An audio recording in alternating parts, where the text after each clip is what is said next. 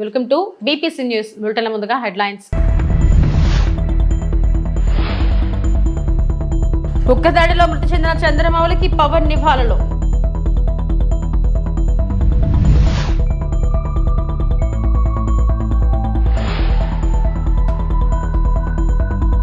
ఉగ్రదాడిలో మృతి చెందిన చంద్రమౌళికి నివాళులు అర్పించిన హోంమంత్రి అనిత.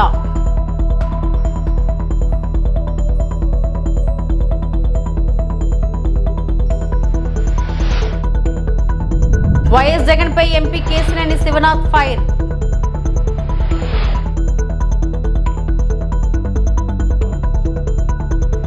పెహల్గాం ఉగ్రదాడిలో ప్రాణాలు కోల్పోయిన విశాఖవాసి చంద్రమౌళి అంతిమయాత్రలో హోంమంత్రి అనిత, సత్యకుమార్, కూటమి నేతలు పాల్గొని నివాళులు అర్పించారు. ఉగ్రవాదుల చర్యను పార్టీలు, కుల మతాలకు అతీతంగా ప్రతి ఒక్కరూ ఖండించాల్సిన అవసరం ఉందన్నారు. భవిష్యత్తులో ఇలాంటి ఘటనలు పునరావృతం కాకుండా కలిసికట్టుగా పనిచేయాలన్నారు. చంద్రమౌళి ఆత్మకు శాంతి చేకూరాలని ప్రార్థించారు. వారి కుటుంబానికి ప్రగాఢ సానుభూతి తెలియజేశారు. మా చంద్రమౌళి గారు అందరికీ కూడా అత్యంత ఆత్మీయుడు. అందరి మధ్యలో కూడా తిరిగి హ్యాపీగా అందరికీ కూడా ఒక సొసైటీకి ఏదో హెల్ప్ చేయాలనుకుంటున్న ఉన్న వ్యక్తి. ఈరోజు వాళ్ళ కళ్ళ ముందే 3 ఫ్యామిలీస్ వెళ్ళారు. వాళ్ళు వచ్చే నిప్పిన విషయాలు చూస్తూ ఉంటే నిజంగా చాలా బాధ అనిపించింది. అసలు ఎటువైపు వెళ్ళిపోతుంది అసలు అంటే మానవత్వం అన్నది లేకుండా ఈరోజు ఉగ్రవాదులు తీసుకున్న చర్యను తీవ్రంగా ఖండించాల్సిన అవసరం ఉంది. ఎందుకంటే ఇంతవరకు ఉగ్రవాదులు ఏదైనా మిలిటెంట్స్ ప్రొఫెషనల్గా వెళ్ళేవారు. అలాంటిది ఈరోజు సివిలియన్స్ మీదకి వచ్చి వాళ్ళు కూడా క్వశ్చన్ ప్రిపేర్ చేసుకుని దానికి తగ్గట్టుగా వాళ్ళు చంపడం అనేది మరి క్రూరంగా చంపారండి. ఈరోజు వాళ్ళిద్దరు ఆడపిల్లల్ని వాళ్ళ భార్యని చూస్తూ ఉంటే నిజంగా మనసు తరుక్కుపోతుంది. కంపల్సరిగా దీనికి ప్రతిచర్య అనేది కంపల్సరిగా ఉంటుంది. కానీ ఒకటి చెప్తున్నాను ఏంటంటే ఇటువంటి సంఘటనలు మళ్ళీ పునరావృతం కాకుండా చూసుకోవాల్సిన బాధ్యత మనందరి మీద ఉంది. దీన్ని ప్రార్థీలందరూ కూడా పార్టీలకు అతీతంగా, మతాలకు అతీతంగా, కులాలకు అతీతంగా అందరూ తీవ్రంగా ఖండించాలి. మన సమానత్వం గురించి, మన స్వేచ్ఛ గురించి మనం పోరాటం చేసే పరిస్థితి రావాలని మాత్రం కోరుకుంటున్నాం. సరదాగా ఫ్యామిలీతో టూర్ కోసం వెళ్ళిన చంద్రమౌళి ఇలా కావటం చాలా చాలా బాధాకరం. ఉగ్రవాదుల ఈ చర్య అందరూ కూడా భక్తులతో ఖండించాల్సిన అవసరం ఉంది. బట్ ఏది ఏమైనా సరే భారతదేశానికి ఇది ఒక బ్లాక్ డేగా మనం అందరం భావించాలి. మరి గౌరవ ప్రధానమంత్రి గారు చెప్పినట్టుగా ఎవరైతే ఈ చర్యలకు పాల్పడ్డారో వాళ్ళు ఖచ్చితంగా దానికి భారీ మూల్యం చెల్లించుకునే పరిస్థితి వస్తూ ఉంది. ప్రపంచంలో ఎక్కడ వాళ్ళు ఉన్నా సరే ఖచ్చితంగా వాళ్ళని పట్టుకొని వాళ్ళకి తగిన శాస్తి జరిగి భవిష్యత్తులో ఇంకొకరు ఇటువంటివి చేయాలంటే భయపడే విధంగా తప్పకుండా మన చర్యలు ఉండాలని కూడా అందరూ కోరుకుంటున్నారు. ఒక మంచి వ్యక్తిత్వం ఉన్న వ్యక్తి అటువంటి చంద్రమౌళి గారు ఇలా దుర్మరణం పాలు కావటం చాలా చాలా బాధాకరం. ఆయన ఆత్మకి శాంతి కలగాలని వాళ్ళ కుటుంబ సభ్యులకి ప్రగాఢ సానుభూతిని కూడా తెలియజేసుకుంటారు. లిక్కర్ స్కామ్ లో అడ్డంగా దొరికిన జగన్ ప్రజల దృష్టి మళ్లించేందుకు కుట్రలు పన్నుతున్నాడని విజయవాడ ఎంపీ కేసినేని శివనాథ్ ధ్వజమెత్తారు. రాష్ట్రానికి పెట్టుబడులు రాకుండా చేసేందుకు అసత్యాలు ప్రచారం చేయిస్తున్నాడని మండిపడ్డారు. ప్రవాసాంధ్రులకు తాము అండగా ఉంటామని, నిర్భయంగా పెట్టుబడులు పెట్టవచ్చని, ప్రవాసాంధ్రుల జోలికి ఎవరొచ్చినా ఉపేక్షించలేదని హెచ్చరించారు. వాళ్ళ వచ్చిన కంపెనీలన్నీ పెట్టుబడులతో వస్తే వాళ్ళ స్వర్ణాంధ్రప్రదేశ్ దిశగా రాష్ట్రం ప్రయాణిస్తుంటే ఎప్పుడూ కుట్ర కుతంత్రాలతో రాజకీయాలు నడిపే ఈ పులివెందుల జగన్ రెడ్డి మళ్ళీ ఇంకో కుట్రకు నిద్రలేపాడు. ఇతను దొంగ దొంగ అని ఎదుటోడిని దొంగ చేస్తాడు. ఎందుకంటే ఇతను 21 క్లౌడ్ కంపెనీలు పెట్టారు. ఈ 21 క్లౌడ్ కంపెనీలకి ఒక్క దాంట్లో ఆఫీస్ లేదు. 21 సూట్ కేస్ కంపెనీలు పెట్టిన చరిత్ర నీది. ఈ సూట్ కేస్ కంపెనీలకి అడ్రస్ కూడా, ఆఫీస్ అడ్రస్ కూడా లేని జగన్ రెడ్డి ఇవాళ నువ్వు అక్కడ ఉన్న ఎన్ఆర్ఐలను విమర్శిస్తావా? నువ్వు నీ యొక్క బ్యాచ్ గుర్తుంచుకోండి. ఈ ఎన్ఆర్ఐలు తప్పకుండా రండి, పెట్టుబడులు పెట్టండి, ఇక్కడ ఉన్న పారిశ్రామిక అభివృద్ధికి కృషి చేయండి. మీకు మా ప్రభుత్వం ఆహ్వానిస్తుంది. ఎవరన్నా అడ్డొస్తే కబడ్దార్, నేనున్నా మీ ఎన్ఆర్ఐలు అందరి తరఫున. మీరు కష్టపడి సంపాదించిన సంపాదన పెట్టుబడులు ఇక్కడ పెట్టి పరిశ్రమలకి అభివృద్ధి చేయండి. రాష్ట్రాన్ని ముందుకు తీసుకువెళ్ళబడింది. గత 5 సంవత్సరాలలో ఈ రాష్ట్రం అధోగతి పాలు చేసిన వారికి బుద్ధి చెప్పే విధంగా మనకు యువతకి ఉద్యోగాలు కల్పించాలి. సమాజానికి చేటు కాబట్టే ప్రజలందరూ చాలా దూరంగా పెట్టారు ఇతన్ని. ఇతను పులివెందుల ఎమ్మెల్యే కింద నిలబెట్టారు. ఆఖరికి ప్రతిపక్ష హోదా కూడా ఇవ్వలేని పరిస్థితిలో ఉన్నారు. ఇటువంటి వాళ్ళందరూ మీరు చూస్తుంటే డ్రామా ఆర్టిస్టులు ఇవాళ మద్యం కేసు, బిగ్ బాస్ ఎవరో తెలిసిపోయింది. ఇట్లా కేసుల్ని డైవర్ట్ చేయడానికే ఇటువంటి రాజకీయాలు చేస్తున్నారు. కాబట్టి ఎన్ఆర్ఐలకు మరొక్కసారి కోరుతున్నాను, మీరెవ్వరూ అధైర్యపడవద్దు. ఇటువంటి బురద రాజకీయాలు వాళ్ళు ఎంత అంటిద్దామన్నా కూడా అభివృద్ధిని ఆపలేరు, నిజాన్ని ఆపలేరు. తప్పకుండా మీ తోడు నేనుంటా. మీరు ధైర్యంగా ముందుకు రండి, పెట్టుబడులు పెట్టండి. అఖిలపక్ష సమావేశం తర్వాత ఏఐఎంఐఎం చీఫ్ అసుద్దీన్ ఓవైసీ మాట్లాడుతూ ఘోరమైన పహల్గామ్ ఉగ్రవాద దాడిని ఖండిస్తూ త్వరితగతిన స్పందించే బృందం నుండి ఆలస్యంగా స్పందన మరియు దాడి జరిగిన ప్రదేశంలో సిఆర్పీఎఫ్ లేకపోవడం వంటి భద్రతా లోపాలను ఎత్తి చూపారు. పాకిస్తాన్ తో సింధు జల ఒప్పందాన్ని నిలిపివేయడాన్ని కూడా ఆయన సమర్థిస్తున్నారు. మరియు ఉగ్రవాద గ్రూపులకు ఆశ్రయం కల్పిస్తున్న దేశాలపై చర్యలు తీసుకోవాలని పిలుపునిచ్చారు. కాశ్మీర్లపై తప్పుడు ప్రచారాన్ని ఎదుర్కోవాలని ఓవైసీ ప్రభుత్వాన్ని కోరారు. మరియు జాతీయ భద్రతపై ప్రభుత్వం తీసుకున్న నిర్ణయాలకు పూర్తి మద్దతును వ్యక్తం చేశారు. और तीसरा ये कि हमारे संविधान में आर्टिकल 355 है जो ये कहता है कि यूनियन पर एक ड्यूटी है एक्सटर्नल एग्रेशन से स्टेट्स को बचाने के लिए। तो ये तीनों चीज़ें हैं सरकार के सामने और वो जो मुनासिब समझते हैं इन टेररिस्ट ग्रुप के खिलाफ, जिस देश में इन टेररिस्ट ग्रुप को पनाह दी जा रही है, मदद दी जा रही है, उनको ताकत दी जा रही है, उनके खिलाफ एक्शन ले सकते हैं। चौथी बात यह है कि इंटरनेशनल लॉ इस बात की इजाज़त देता है कि हम नेवल और एयर ब्लॉकेट करें पाकिस्तान के सेल्फ डिफेंस में और सैंक्शंस लगाएं पाकिस्तान के ऊपर, ख़ास तौर से आर्म्स सेल्स में। इसके बाद मैंने ये कहा कि वहाँ पर मेडोज में आखिर क्यों सीआरपीएफ नहीं थी वहाँ पर, क्योंकि मैंने पूछा है कि जनवरी में सीआरपीएफ के 2 यूनिट को हटा लिया गया था वहाँ से। उसी सिलसिले में मैंने ये भी पूछा कि क्विक रिएक्शन टीम को 1 घंटा लगा ऊपर पहुँचने के लिए, जब तक ये पूरे शयातीन, ये तमाम जालिम लोग वहाँ पर मज़हब पूछकर गोली मारते रहे। और 2000 में वहाँ पर एक नुनवान कैंप है पहलगाम में, वहाँ पर भी 30 यात्रियों को मारा गया था और उसमें एक कमेटी बनाई गई थी लेफ्टिनेंट जनरल JH मुखर्जी की, उसका रिपोर्ट का क्या हुआ। तो ये सब बातें हमने कही हैं और हम उम्मीद करते हैं कि साथ ही साथ मैंने ये भी कहा कि कश्मीरियों के ख़िलाफ़ और कश्मीरी स्टूडेंट्स के ख़िलाफ़ जो झूठा प्रोपेगेंडा किया जा रहा है वो रुकना चाहिए। और अगर लोग सोशल मीडिया में या टीवी चैनल के कोई एंकर्स हैं, ये भी मैंने कहा, अगर वो हिंदू मुसलमान नफरत में इजाफा करेंगे तो वो लश्कर तैयबा मुस्कुराएगा उनके ऊपर, पाकिस्तान मुस्कुराएगा उनके ऊपर। आप इस तरह से किसी एक समुदाय को जो इस बाइज्जत इस मुल्क के शहरी हैं और मुसलमानों का इससे कोई ताल्लुक़ है ना कभी रहेगा, यकीनन हम मान रहे कि इन दहशतगर्दों ने किसी का रिलीजन पूछकर उनकी जान ली, वो कंडेमनेबल है, मेरे पास तो अल्फाज भी नहीं है।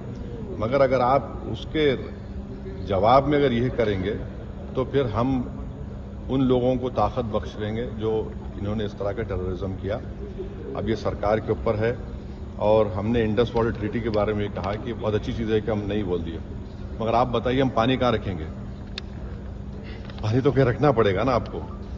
तो और इसमें आप देखिए कि इंडस वाटर ट्रीटी में जो పశ్చిమ గోదావరి జిల్లా పాల్కొల నియోజకవర్గం యలమంచిలి మండలంలో మన రైతు మన రామానాయుడు కార్యక్రమంలో 2,20,00,000తో జలజీవన్ మిషన్ అభివృద్ధి పనులకు శంకుస్థాపన చేసిన రామానాయుడు ఆయన మాట్లాడుతూ కూటమి ప్రభుత్వంలో రాష్ట్రంలోని అన్ని జలాశయాలను వచ్చే జూన్కి సరిపడా నీటి నిల్వలు ఉన్నాయి. వేసవిలో త్రాగు సాగు నీటి అవసరాలకు ఏ ఇబ్బంది లేదు. యువతకు ఉద్యోగ అవకాశాలు కల్పించేందుకు ప్రపంచ స్థాయి కంపెనీలను ఏపీకి రప్పిస్తూ అభివృద్ధి చేస్తారు చంద్రబాబు. కట్టుబడి పాలకొల్లు నియోజకవర్గంలో సురక్షిత త్రాగునీరు నిమిత్తం అంటే ఇంటింటికి కుళాయి కానీ ఫిల్టర్ బెడ్లు కానీ సంపులు కానీ ఓహెచ్ఆర్ల నిమిత్తం దగ్గర మరి 80 కోట్ల రూపాయలు మన నియోజకవర్గంలో కేవలం సురక్షిత త్రాగునీరు ఇవ్వడానికి మనం నిధులు కేటాయింపు చేసి వేళ శంకుస్థాపన చేసుకుంటూ వస్తూ ఉన్నాం. అదేవిధంగా ఏదైతే రహదారులు కూడా రైతాంగానికి అవసరమైన రహదారులు కూడా మరి ఇంత పెద్ద ఎత్తున రోజు కూడా రాత్రి కూడా చూసారు, రాత్రి సమయంలో కూడా మరి నిన్న కూడా పెద్ద ఎత్తున ఒక 8 గ్రావెల్ రోడ్లు శంకుస్థాపన చేశాం. ఇట్లా ప్రతిరోజు ప్రతి నిత్యము కూడా ఈ పెద్ద ఎత్తున రైతాంగానికి మహిళలకు మరి ఇంత పెద్ద ఎత్తున నిధులు కేటాయించి ఈవేళ పనిచేస్తుంది తెలుగుదేశం జనసేన బీజేపీ ప్రభుత్వం అని చెప్పి తెలియజేసుకుంటూ మరి ఇప్పటికీ మన రైతు మన రామానాయుడు కార్యక్రమంలో భాగంగా రైతాంగానికి 42 కోట్ల రూపాయలు మరి ఇప్పటి వరకు కూడా మరి రోడ్ల నిమిత్తం శంకుస్థాపనలు చేశామని అంటే ఎంత పెద్ద ఎత్తున మరి ఈవేళ రైతాంగానికి ఈ ప్రభుత్వం సేవ చేస్తుంది అనేది ఇదే పెద్ద ఉదాహరణ. అందులోనూ కూడా ఈవేళ మీరు చూసారు, ఏదైతే ఏటుగట్టు పక్కన ఉన్నాం, ఇప్పుడే ఏటుగట్టు పనులు కూడా మీరందరూ కూడా చూస్తూ ఉన్నారు. మరి గతంలో ఏదే గోదావరికి వరదలు వచ్చినప్పుడు రాత్రులు అర్ధరాత్రి సమయాన్ని మనమే ట్రాక్టర్ల మీద మట్టి తెచ్చుకుని, మనమే సంచులు తెచ్చుకుని, యువత అంతా కూడా రాత్రులంతా కూడా నిద్రాహారాలు మానేసి ఈ ఏటుగట్టుని బస్తాలు కట్టి కాపాడుకునేటువంటి పరిస్థితి. మళ్ళీ ఈరోజు మన ప్రభుత్వం వచ్చింది. 8 కోట్ల రూపాయలతోటి కంచుస్తంభపాలెం, బోరువుపల్లి, దొడ్డిపట్ల, లక్ష్మీపాలెం, ఎలమెంచిల వరకు కూడా మరి ఈవేళ ఆ ఏటుగట్టు పటిష్టత మరి ఈవేళ పనులు చేస్తూ ఉన్నాం. మరి నేను అడుగుతూ ఉన్నా, గత 5 సంవత్సరాల వైఎస్ఆర్సీపీ పాలనలో మరి ఒక్క తట్టమట్టి కూడా మరి వాళ్ళు వేసినటువంటి పరిస్థితి లేదు. ఒక్క రూపాయి కూడా మరి గ్రాంట్ ఇచ్చినటువంటి పరిస్థితి ఏటుగట్టుకు లేదు. అంటే పనిచేసేటువంటి ప్రభుత్వానికి, పనికిరానిటువంటి ప్రభుత్వానికి, పనిచేసేటువంటి నాయకుడికి, పనికిరానిటువంటి నాయకుడికి ఇవే ఉదాహరణలు. ఇదే ఇటువంటివే.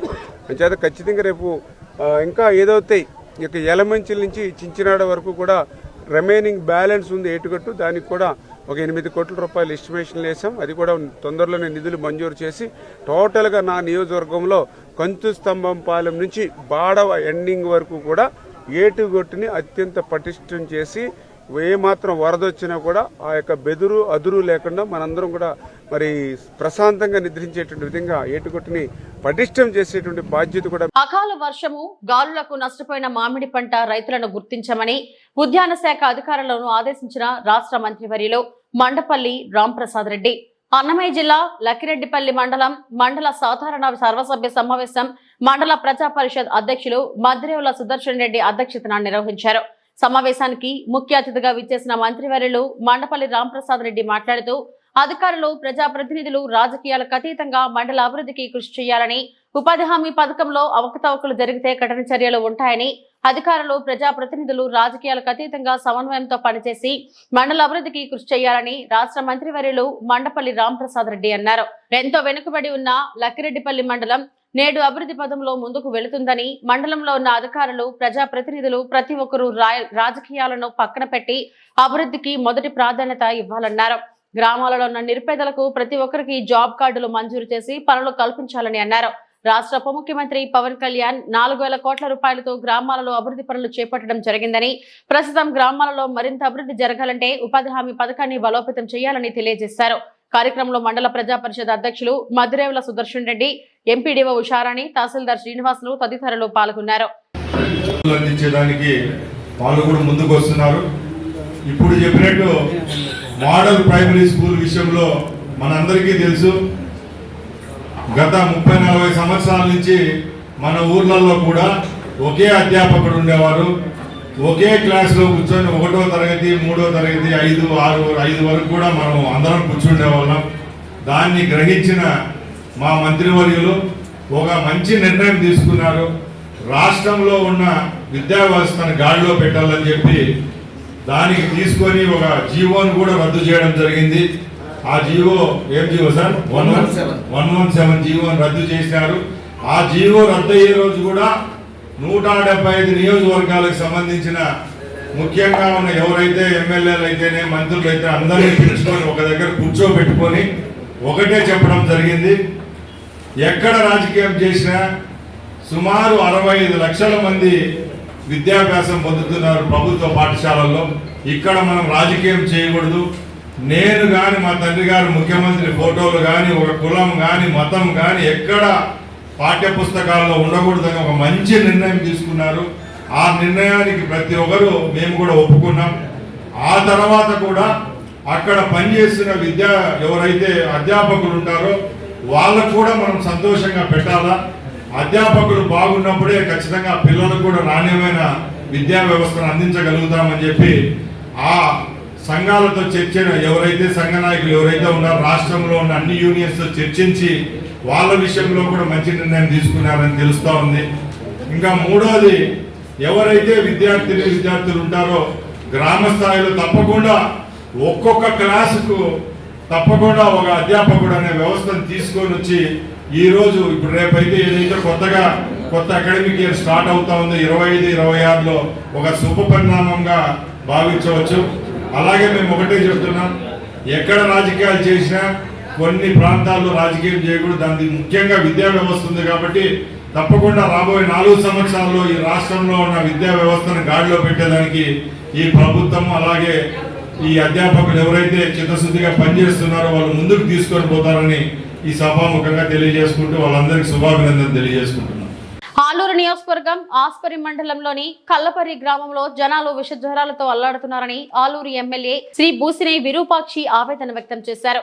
కూటమి ప్రభుత్వం ఆంధ్రప్రదేశ్ లో ఏర్పడి సంవత్సరం అవుతున్న గ్రామాల్లో నెలకొన్న పరిస్థితులపై అధికారులు వైద్యాధికారులు కన్నెత్తి కూడా చూడడం లేదని అధికారులపై కూటమి ప్రభుత్వంపై మండిపడ్డారు. వైఎస్ఆర్సీపీ ప్రభుత్వంలో ప్రతి గ్రామంలో వైఎస్ఆర్ వినేస్ క్లీనింగ్ ఏర్పాటు చేసి వైద్య అధికారులను అందుబాటులో ఉంచడం జరిగిందన్నారు. కానీ ఈ కూటమి ప్రభుత్వం వచ్చాక ఆరోగ్యశ్రీ పథకం ఎత్తేసిందని తెలిపారు. అస్పరి మండలంలో త్రాగునీరు సమస్య అధికంగా ఉందని పలుమార్లు అధికారులకు నాయకులకు తెలియజేశానని ఆయన ఇప్పటి వరకు ఎలాంటి చర్యలు తీసుకోవాలని అన్నారు. మన ఆస్పర్ మండలం మా ఆలూరు కాన్సెస్ ఆస్పర్ మండలంలో విలేజ్ ఒకటి కల్లపారి గ్రామం అనే విలేజ్లోన అక్కడ విష జ్వరాలు వచ్చి దాదాపుగా 2 రోజులు 3 రోజులు అయింది. ప్రభుత్వము అక్కడ కన్నెత్తని చూడలేదు. అదేవిధంగా డాక్టర్లు కానీ అసలు పట్టించుకొని పాపాన్ని లేదు. నేను డిఎంహెచ్ఓ ఫోన్ చేస్తే సార్ ఇప్పుడు పంపిస్తాం సార్ అని చెప్తారు. ఎంత ప్రభుత్వం ఎంత అన్యాయమైన పరిపాలన చేస్తున్నారంటే, ఇంతకుముందు మా జగనన్న ప్రభుత్వంలో వారానికి ఒకసారి విలేజ్ క్లినిక్ అని ప్రతి విలేజ్కి డాక్టర్లను పంపించేవారు. వీళ్ళు ఈ కూటమి ప్రభుత్వం వచ్చినాక అసలు ఆరోగ్యశ్రీని ఎత్తేసినారు. అసలు ఆరోగ్యశ్రీకి అసలు లేదు. ప్రజలకు వైద్యము విద్య అనేది లేకుండా ఈరోజు ఇంత దుర్మార్గమైన పరిపాలన చేస్తున్నారు. అసలు విష జ్వరాలు వచ్చి పడిపోతుంటే ప్రభుత్వం ఏమి చేస్తుంది అనేది మేము మాట్లాడుతున్నాము. ఎందుకంటే ఏదన్నా చిన్న పిల్లలకు జ్వరాలు వస్తేనే అంత అల్లాడిపోతారు. పెద్దవాళ్ళకి దాదాపుగా 100 మందికి పైన ఈరోజు కలపాడులో విష జ్వరాలు వచ్చి, ఎందుకంటే ఆడ కలుషితమైన నీరు తాగి వాటర్ లేని చెప్తాను, ప్రతి మీటింగ్లో నేను చెప్తాను. వాటర్ లేదు, ఆస్పర్మనకు వాటర్ లేదని చెప్తాను. అలాంటిది అసలు ఇంతవరకు వాళ్ళ ప్రభుత్వం కూటమి ప్రభుత్వం వచ్చి సంవత్సరమైంది, ఇంతవరకు దానికి నీళ్ళు వాటర్ గురించి పట్టించుకునే లేరు, వైద్యం గురించి పట్టించుకునే లేరు. సంవత్సరమైంది అసలు వైద్యం అంటే గాలికి వదిలేసినారు, ఆరోగ్యశ్రీని పక్కన పెట్టేసినారు. వీళ్ళు చెప్పిందేమో ఒకటి, చేసేది ఒకటి చేస్తున్నారు. అదేవిధంగా ఖచ్చితంగా మేము డిఎంహెచ్ఓకి ఫోన్ చేసినాం. ఇమీడియట్లో పోయి ఆ ఊరికి పోయి అక్కడే ఉండి మన ప్రజలకి వైద్యం అందించాలని విధంగా మేము కోరుతున్నాం. సంగారెడ్డి జిల్లా సదాశివపేట మండలం సూరారం గ్రామాన్ని సందర్శించిన 25 మంది విదేశీ ప్రతినిధులు. జిల్లా కలెక్టర్ కాంతి వల్లూరు అధికారులు వారికి ఆత్మీయ స్వాగతం పలికారు. MGNREGS ద్వారా జరుగుతున్న ఉపాధి హామీ పనులను పరిశీలించారు. వారు కూలీలతో మాట్లాడి పథకం అమలుపై వారి అభిప్రాయాలను తెలుసుకున్నారు. గ్రామ అభివృద్ధి, జీవనశైలిలో వచ్చిన మార్పులు చూసి ప్రశంసలు వ్యక్తం చేశారు. ఈ సందర్శన గ్రామస్తులు ఆసక్తి కలిగించింది. అధికారులు, ప్రజలు భారీగా పాల్గొన్నారు.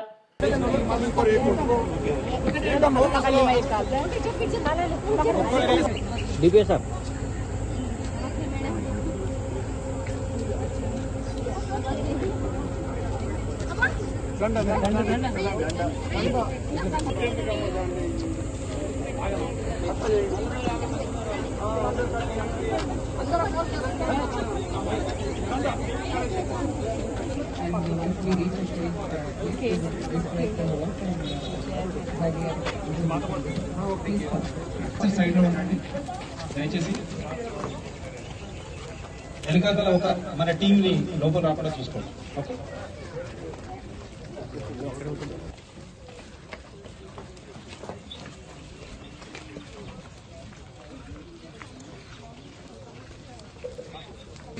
Take a small stop here.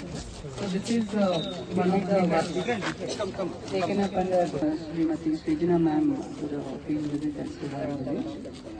So in this, under NREGS we aim to చేస్తున్నాము. అక్కడ వాళ్ళకు కూడా ఎగ్జాక్ట్లీ నరేగా లాగా కాదు, కానీ అలాంటి ప్రోగ్రామ్స్ వేరే ఉన్నాయి. డబ్బులు ఇచ్చేవి కానీ వర్క్ ఇచ్చేవి కానీ కాన్స్టిట్యూషన్ లో నరేగా లాలో ఎట్లయితే మనం రాసుకున్నామో అది ఇప్పటి వరకు ఇంకే దేశంలో కూడా లేదు.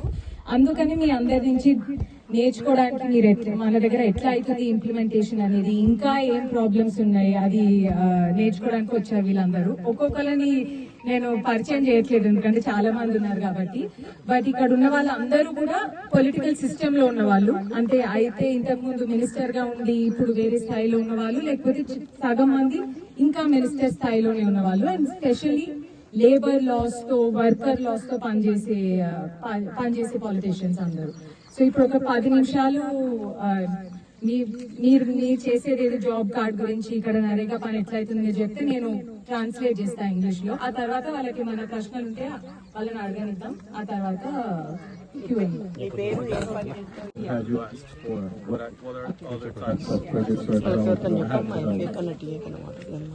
It is done under Narega. No, they are individual fields. So Narega, one thing is they have conquered these rights in the last decades. And after 20 years of implementing this program, which new levels of rights they are aiming for? I mean, what's the next? What would they like? What's the next step? Let's hear that. That's a good thing. సంపాదించాలని అనుకుంటున్నారు. ఇప్పుడు దేని మీద జరుగుతుంది? ఇంతకు ముందు throughout the summers and cattle can come and drink water in these troughs. Like this, we have other assets also for the purpose of cattle, like cattle sheds are also constructed in the ponds. ఇవి ఇప్పటివరకు నా bulletin updates. నమస్తే.